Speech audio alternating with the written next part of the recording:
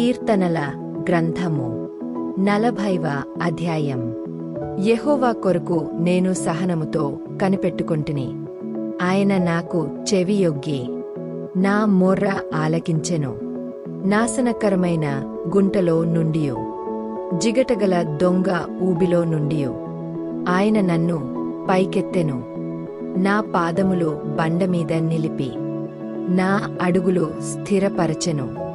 తనకు స్తోత్రరూపమగు క్రొత్తగీతమును మన దేవుడు నా నోటనుంచెను. అనేకులు దాని చూచి భయభక్తులు గలిగి యెహోవా యందు నమ్మికయుంచెదరు.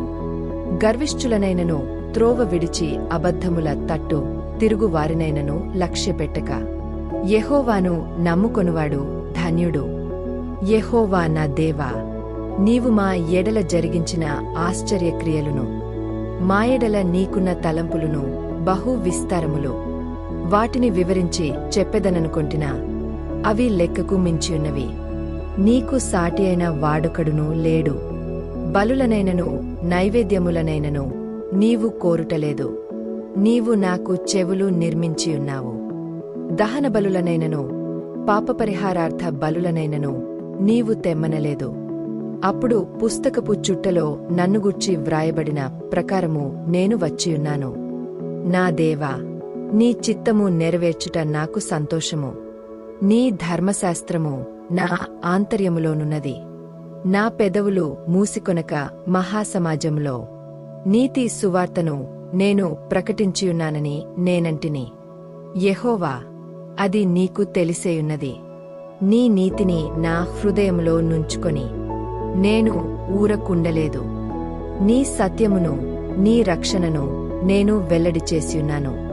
నీ కృపను నీ సత్యమును మహాసమాజమునకు తెలుపక నేను వాటికి మరుగు చేయలేదు. యెహోవా, నీవు నీ వాత్సల్యమును నాకు దూరము చేయవు.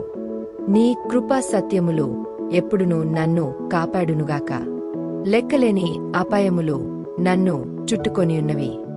నా దోషములు నన్ను తరిమి పట్టుకొనగా నేను తల ఎత్తి చూడలేకపోతిని.